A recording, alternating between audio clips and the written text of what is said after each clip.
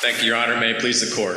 The 6 p.m. and 6:30 p.m. docket for Wednesday, November 5th, 2025 consists of one case. Appeal number 127122, Paul L. Savage and Gayle Williams, trustees of the Savage Harrington Family Trust, Paul L. Savage and Paula J. Savage versus Amal Timsah, Sedgwick County.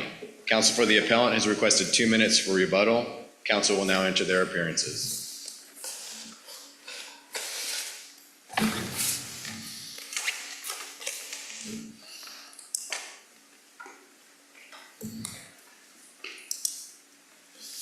My name is Jerry Bogle. I'm an attorney from Wichita. I represent the appellant, who is Amal Timsah, who is also present. Patrick Hughes from the Adams Jones Law Firm in Wichita.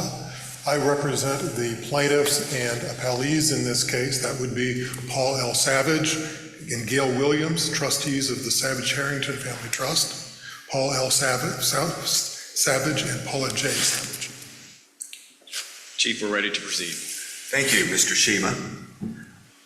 Once you're settled, I will ask counsel to approach and begin your oral argument. And I do note that you reserve 2 minutes.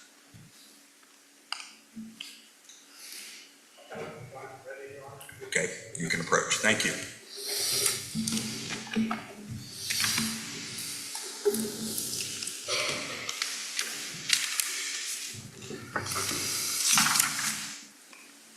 Justices, counselor, ladies and gentlemen, as you justices are aware, we are looking at a fee switching case today. The American rule is that the loser of the case, but for any exceptions, does not pay the attorney's fees for the winner. The origin of the title,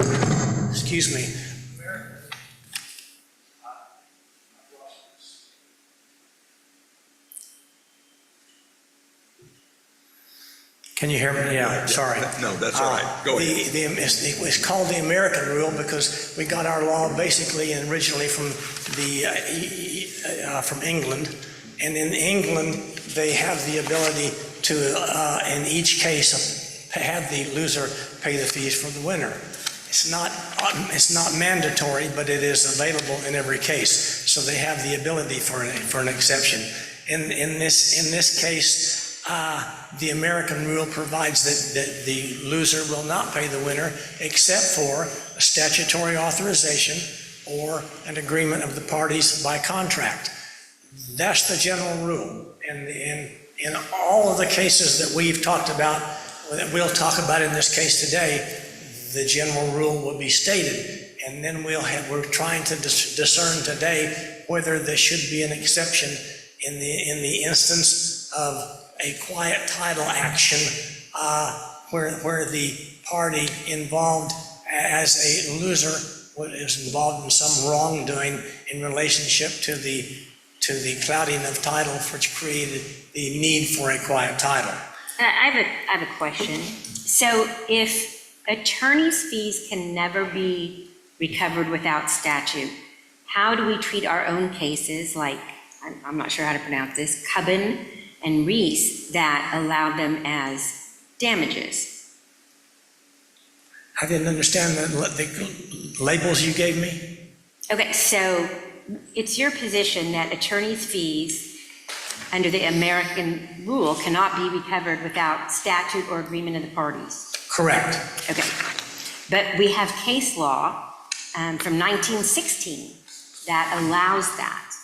So do you want us to overrule those? Do you want us to distinguish those? I wish to speak to that, Your Honor. That was where I wanted to go. Oh, because in 1916, the Cuban case, Campbell versus Cuban, is the alleged exception as to quiet title actions. And I say alleged because I'm going to argue that it is not authority as an exception to the general rule. And the reason I say that is because there was a first suit filed, and in that case, the court found that there was a fraudulent deed involved.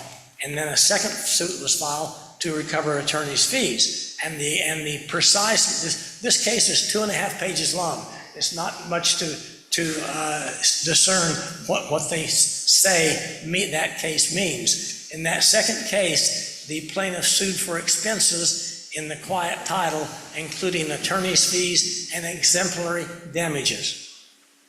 Then there's a discussion about the defense on that case was res judicata and splitting the causes of action. And the court concluded that neither of those were an applicable defense to the petition.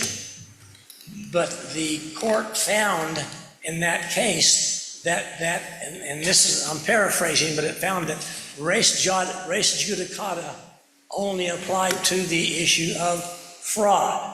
So that case essentially, in the second case, became a fraud case. And when the court ruled in this case, and as I say, it's a very short case, it ruled that the plaintiff was entitled to recover any expenses and then reversed it and remanded it.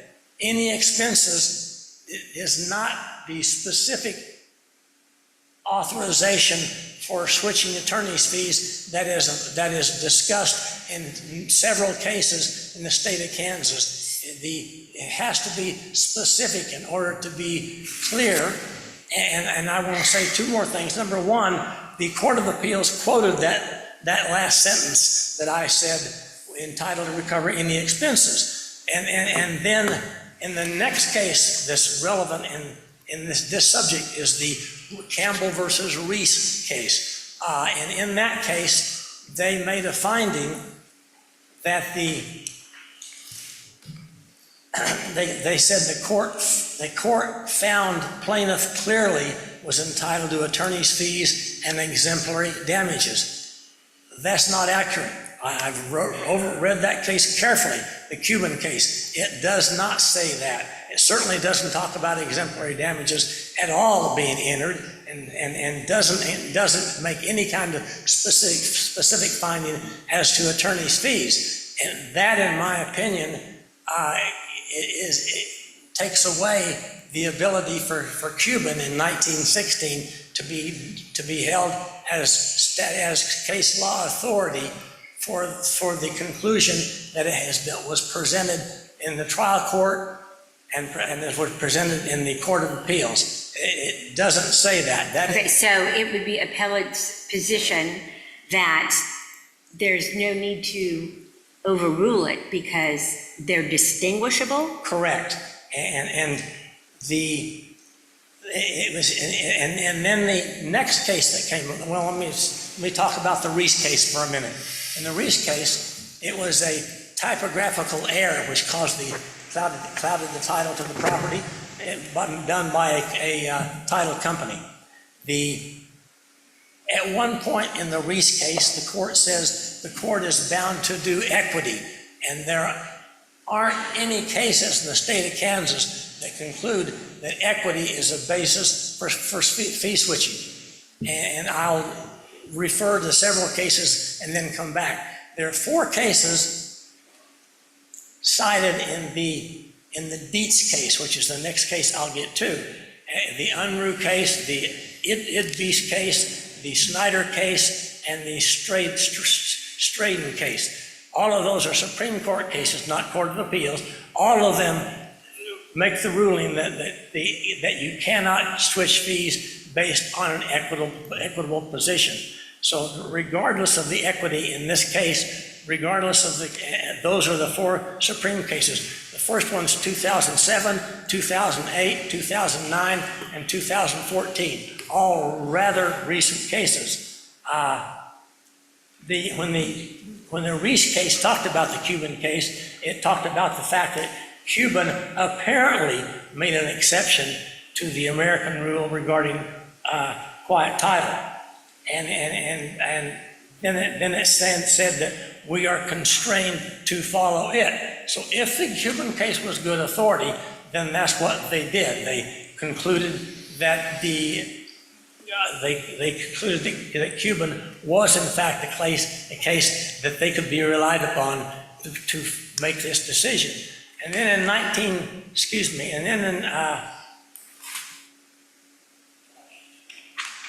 The Reese case is the 1922 case. And then we have a large period of time, and then in 2016, we have the Dietz case. The Dietz case is the only case that has been cited among those that have been presented in the different briefs that has to do with a real analysis of this issue. And in that case, that was 2 lawsuits also. In the first case, they concluded that the title had been clouded and that the quiet title should be removed from the case, and that property should go back into the decedent's estate. In the second case, they granted attorney's fees, and then in the trial court, and then the issue then becomes: is there an exception to the American rule? The court broke this down into 3 categories. They concluded, number 1, that the basis that the trial court used for an exception was a misquotation of the arbitration clause, and that wasn't going to create an exception. Number 2, they concluded that the Kansas Supreme Court, and it recites in the case the 4 cases I just recited to you, and they thirdly made a decision, and this is, again, an analysis of the Cuban case. They concluded that the Cuban case was not really an exception to the American rule, that it was likely referencing a statute as they read the case that was presented. And then in a second paragraph, they recited that it was more likely that there was a statute involved that permitted the fees to be granted in the Cuban case, more likely than creating an exception. So the Dietz case is agreeing with me that the Cuban case really is not an exception, doesn't need to be overruled, and doesn't need. And Dietz is a Court of Appeals case? Pardon me? Is Dietz a Court of Appeals case? Dietz is a Court of Appeals case, but it cites the 4 Supreme Court cases. No, yes.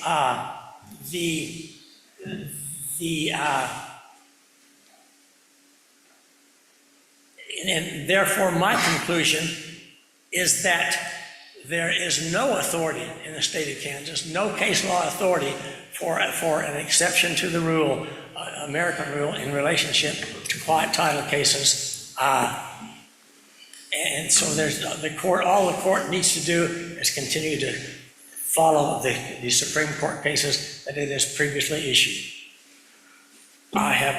Would you agree that there is a difference between costs, an award of costs, and legal damages? You put the word legal in front of that statement. I understand that the Court of Appeals wanted to make this differentiation between damages and... I'm not so concerned about what has been said in the case law. I just want to talk about what legal doctrine should apply.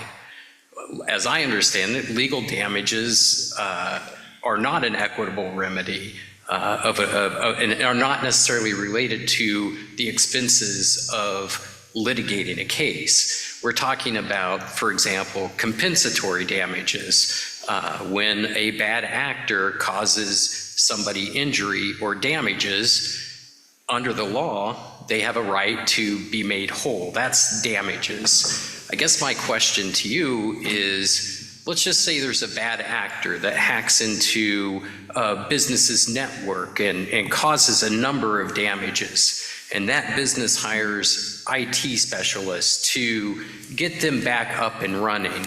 Certainly, the costs of those IT services would be recoverable as legal damages. Would you agree? Not if it is trying to create a fee-switching relationship. Well, that's not what I asked, though. I'm just curious whether those types of services to mitigate damages and to put yourself back in the position you were before tortious conduct injured you is typically recoverable under Kansas law. No, Your Honor.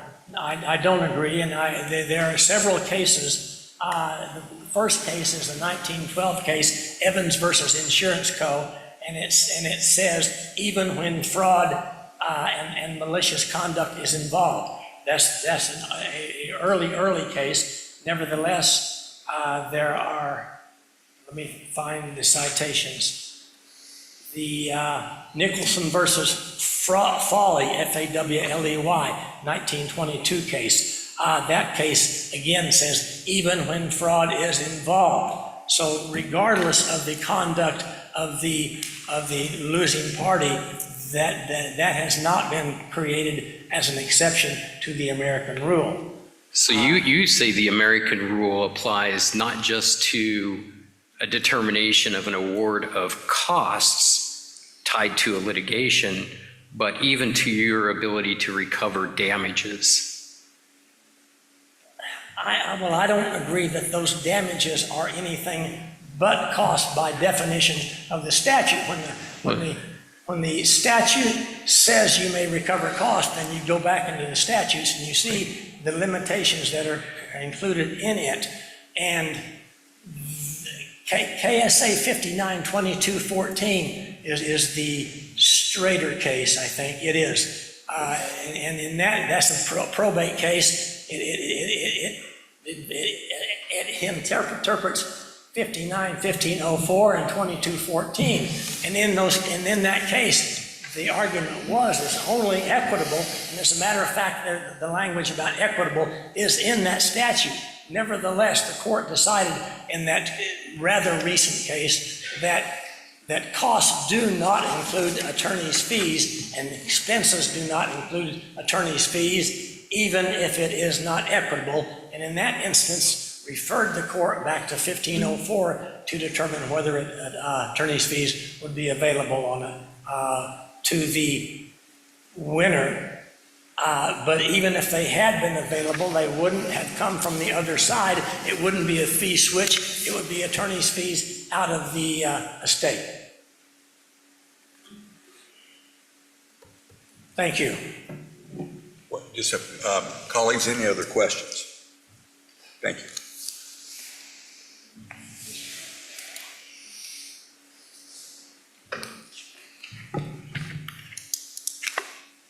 May it please the court, this case could be resolved simply and cleanly by the strict enforcement of Kansas Supreme Court Rule 6.01A5. I won't belabor that point, but I will mention that the rule requires that an appellant identify where an issue was raised below or explain why it can be considered for the first time on appeal.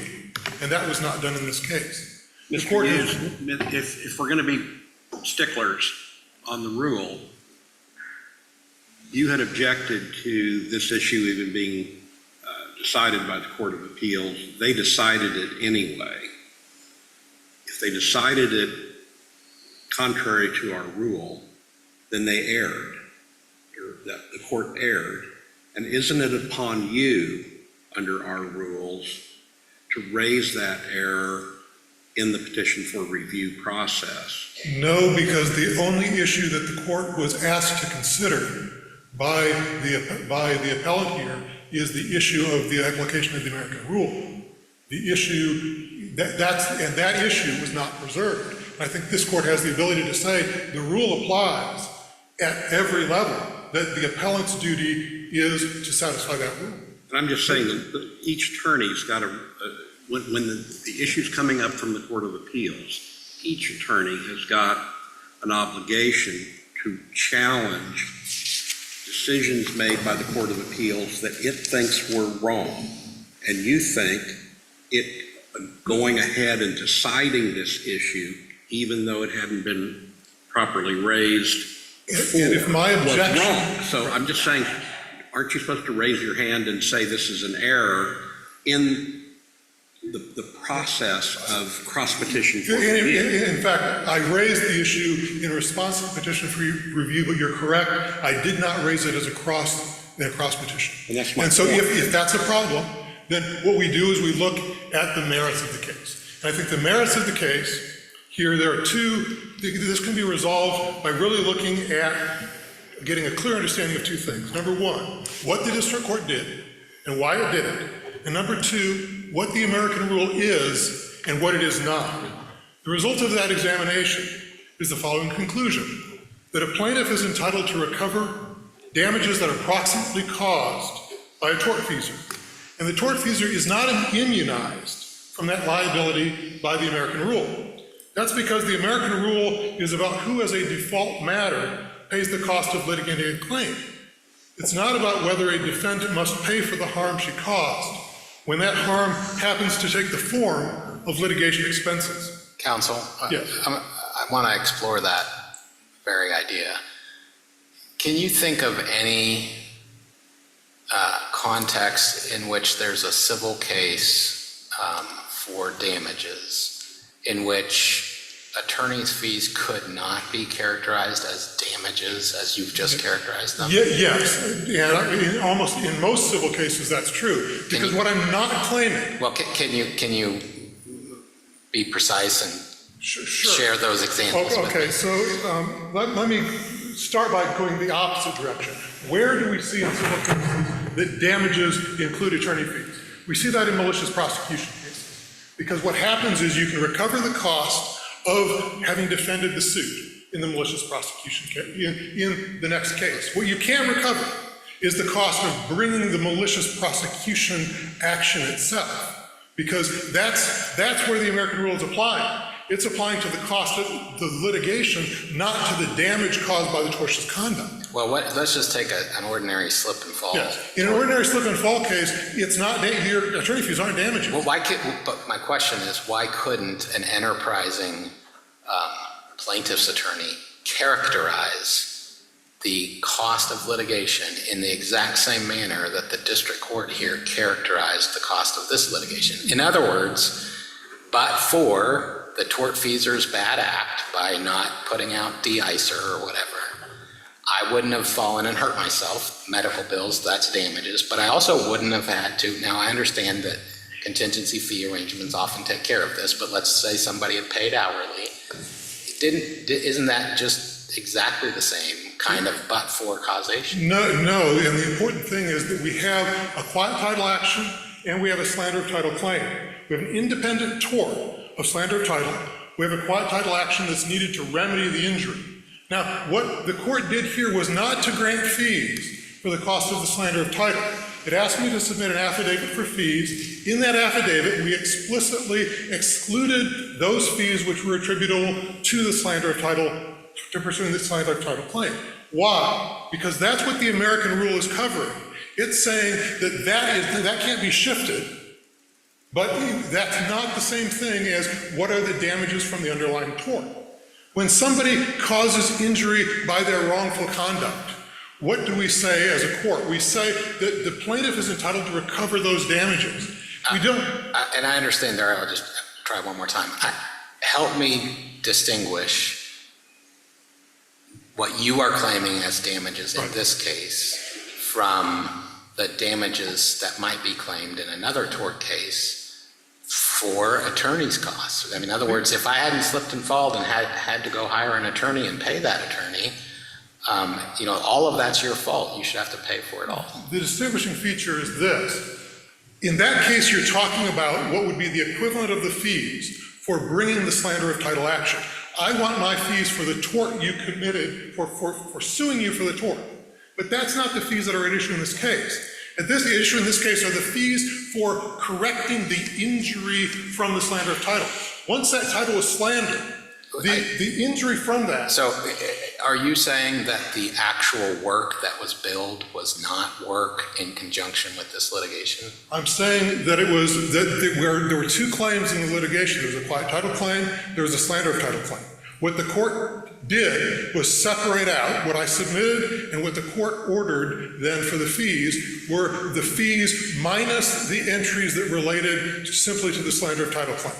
Now, whether that's the right formula for damages or not isn't what the issue is here. The challenge is not the question of whether the court calculated it right. But you are talking about fees that went to the litigation. You're not talking about separate fees that, my lawyer had to go out and file this paperwork with this government agency or what have you. No, the nature of a quiet title action is, of course, it's going to be in the court. Right, okay. So, yes, it's in the same case, and it was a matter of separating out entry claim by claim in order to quantify what the damage was from the tort. That damage being in the form of, I now have to correct this injury. If somebody had come on my property and they hit a tree on my property, and to recover the value of that, I need to put in a new tree. I get to be compensated for what it cost to recover that from that injury. Here, the way that's done is a quiet title action.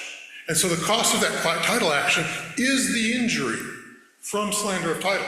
And that's why the restatement, that's why the many cases that I've cited from other states allow the recovery of the attorney fees for the cost of quieting title as damages from the slander of title action. Because what we're trying to do is we're trying to make sure that there's no reason to immunize a defendant who has been malicious from liability for the loss they cause merely because the form of that loss happens to be attorney fees rather than calling a tree service. There's nothing about attorney fees that would justify imposing that limitation that no other plaintiff has simply because of the form in which the injury ends up being felt by the plaintiff. And so my point is that is the nature of what happens in a quiet title case with slander of title. It's the nature of what happens in malicious prosecution cases as well. We can trace the rule there back to 1901, also third-party litigation cases. So we have cases where because of a tort you commit to me, I end up in litigation with a third party. I incur attorney fees. I get to recover those fees as damages for the tort you committed against me.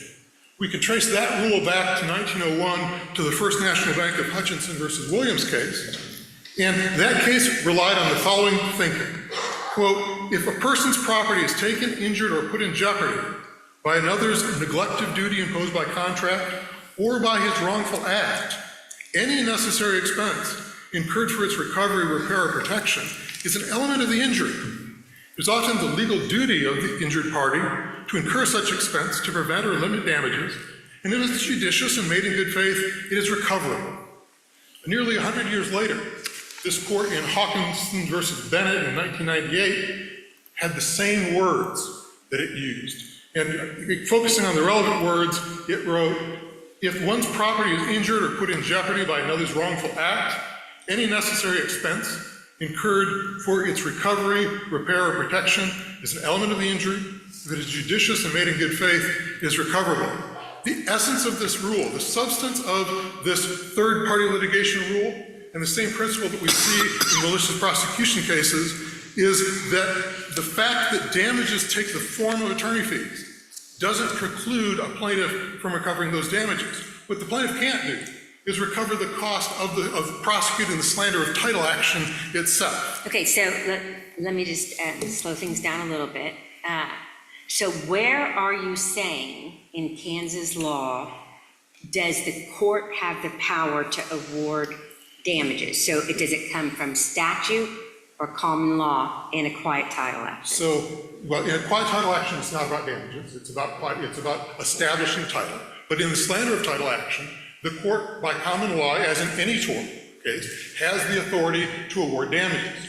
The legislature can limit that authority, and we think about maybe the workers' comp situation as being that kind of a situation, where the default rule... So is it statutory or common law? It's common law. It's common law? It's common law. Okay, and then, and so what justifies that? So, what justifies this narrow exception that we have here in the common law? It's not an exception. It is a rule of causation. The rule is when I have a loss that is an injury that is caused in fact, approximately caused by wrongful conduct of somebody toward me, that's damages I get to recover. That's not an exception to anything. The problem is the mischaracterization of the American rule.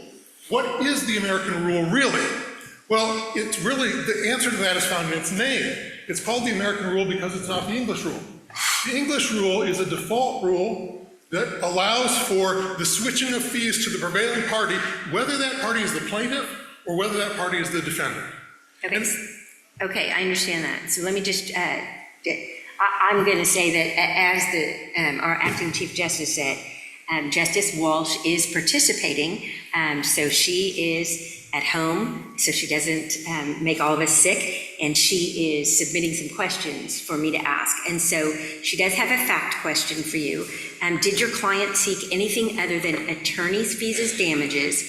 What about the cost of removing the pile of broken asphalt that Mr. Timsah placed on the driveway? So what we sought was injunctive relief. Right. We sought quiet title, and we sought the attorney fees as damages. We hadn't incurred the cost to remove the asphalt because we didn't have, that was part of what we were seeking authority to do. And so we did not go back and say, we did not present an estimate for that cost. We didn't think it was significant enough to do that. So we didn't ask for that cost. What we asked for was the determination that we in fact had the ability to do that, the right to do that. Okay, thank you. In looking at common law and Kansas law specifically, what's your best case? My best case is probably Hawkinson versus Bennett, which is that 1998 case, 265 Can, 564, because what it stands for is this principle that if I incur expense, and the fact that my loss from a tort is in the form of remedying it by hiring an attorney, I'm still entitled to recover that loss from the tort.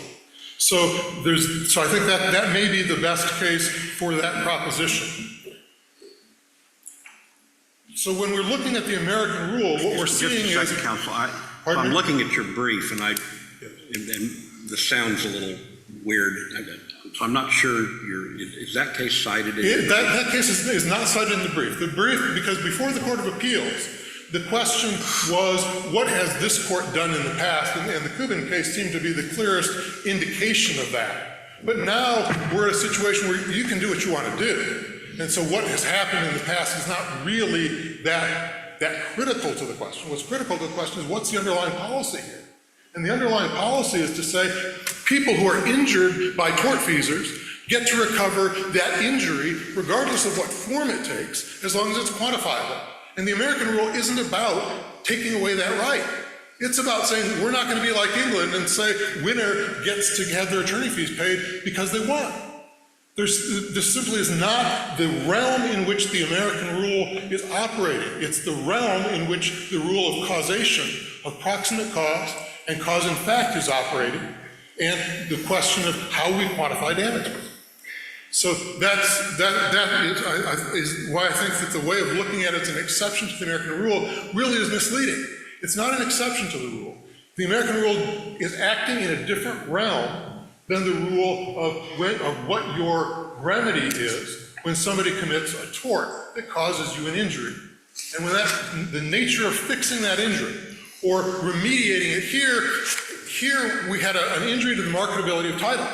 Now, I couldn't sue for the fact that I can't sell the property because a court would have told me, you have to mitigate that. How do I mitigate that? By removing the cloud. How do I remove the cloud? By a quiet title action. That is the mechanism. Are you saying that, it strikes me that your argument is essentially that if we were to analogize this case to a physical injury that requires a hospitalization, the doctors treating the injury is the remedial action. And your argument here is, look, it's the lawyers who are the doctors in this case. It's true. The lawyers are the ones that have to come in and do this take this remedial step, because that's the only manner in which this particular injury can be remediated. And we see the exact same thing. Well, just first, am I getting that correct? You are getting that correct. Okay. And it's the exact same thing that underlies malicious prosecution. And that's the reason why you can articulate these quote-unquote damages as damages without swallowing the American rule, which was sort of the impetus of my earlier question. That's exactly right. That is the distinction that I'm trying to draw. And we see that as something that's actually established in the law, because that's what that third-party litigation rule is about. That's what malicious prosecution law is about, is I can recover the cost of having to defend a case that I had to hire a lawyer to defend because you maliciously prosecuted me. And the question came up in the, I think it was the Harder case in front of the Court of Appeals. It doesn't really matter because, again, it's a Court of Appeals decision, but basically they said it shouldn't make any difference whether you're seeking those damages for that injury in the same case or in a later case. The nature of it is if you're seeking damages from the tort, as opposed to the cost of bringing the tort action, then those are damages from the tort, whether they're attorney fees or some other kind of damage. And that's the principle that underlies this case. And so kind of putting it in the words that this court used in the Hawkinson case, when the Savage's property was injured or put in jeopardy by Ms. Timsah's wrongful act, any necessary expense incurred for its repair, recovery, or protection, including attorney fees, is an element of injury and is recoverable. And that's why the court did what it did, and it's why the American rule isn't something that stands in conflict with that, because it's dealing with fee shifting. We're not dealing with fee shifting, we're dealing with the measure of damages for a tort. Just a quick question of what the district court did to award the $33,000 in damages. You mentioned that was separated, that there was a separate assessment of attorney's fees. I didn't see where the district court separated the fees necessary. Right. So what we saw, I think what the record How shows. did that work? Because I just don't see, typically there has to be, attorney's fees are awarded based upon what's put before them. Are they reasonable and exactly what they're for? And I didn't see that calculation made in. And I think that that's a good observation, and there's something a little bit problematic about it, but this is one of those issues that was abandoned by the appellant. But let me tell you what happened, is the court said... Can you abandon the reasonableness of attorney fees? You can abandon whether the calculation of your damages was correct or not. But what happened here is that the court said, well, I agree that the attorney fees are damages for this. And what I want you to do, Mr. Hughes, is prepare an affidavit for me of those fees, and I want you to send that to me. And I want you we're not going to, I just want you to send that to me, and then we'll incorporate what I think is a reasonable fee in the journal entry. So I send the affidavit, I copy the defendant on this, and the court incorporates my number being the one that's calculated by withdrawing the entries that deal with the slander of title. I didn't see that. Exactly, and here's the problem. This is why a procedural ground might be the way to handle this. What the record on appeal shows is that the district court ordered an affidavit about attorney fees. It doesn't show what happens after that. Right. And the duty to designate a record sufficient for this court's review is on the appellant. And the appellant could have asked for supplementing the record in order to establish what the district court did in that regard. It didn't do that. And so there's a significant question of whether this court really can review this issue, not knowing from the record whether the fees here, which the district court called damages, how they were computed. Any other questions, colleagues? Thank you. Thank you. You reserve 2 minutes.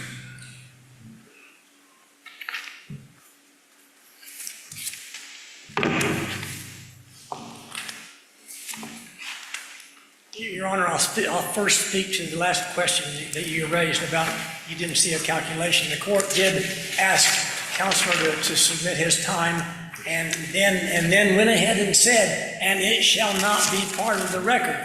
I raised that issue in the appeal and should have gotten a new trial out of it. I thought I didn't have a number to object to, so it ultimately doesn't get, no one gets to see the calculation. I would like to... Counsel, I'm going to jump in and just give you an opportunity. You heard my exchange probably with your opposing counsel. I did. I wanted to give you a chance to respond, and I'm interested in your response to this notion that the only way to remediate this particular tort, slander of title, is to file a legal action. Your Honor, I thought your first comments about where does this end? At what point do you discern something isn't damages? The attorney's fees in every case are horrible, are horrible damages for the winner as well as the loser. Right, and as I was discussing with your opposing counsel, that very idea. I understood the argument to be, and I think I got clarification that this is the argument, is that in certain torts, in most torts, the damage is remediated by, hiring the IT staff to fix the hacking, or going to the hospital and getting the doctor to set your broken arm, or what have you. And the argument is, in this particular unique kind of tort, it's the lawyers who are the doctors or the IT staff or what have you. That's what I wanted to hear your response to that. I don't see where it ever ends. And there is a case, and I can't give you the quote at the moment, but where the title company made a mistake. It was misdescription. The case was filed.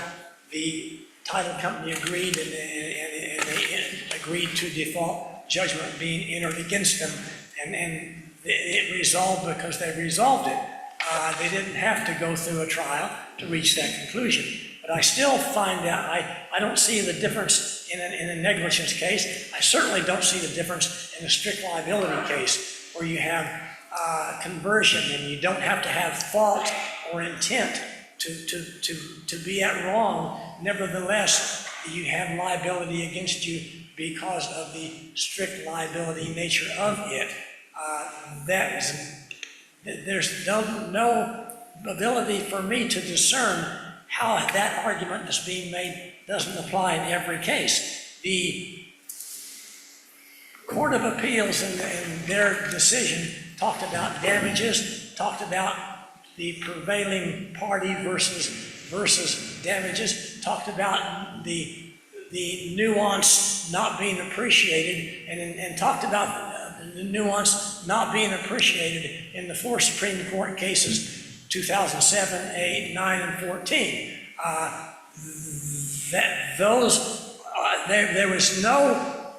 There was no authority cited in the Court of Appeals as to how they came up with the application of these theories was proper.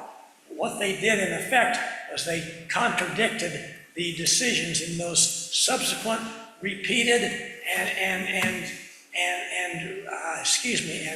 recent cases. They looked over the decisions in those cases, which are quite clear, including the Unruh case that Judge Rosen wrote, and they decided that they wouldn't follow the rules of the Supreme Court in those cases.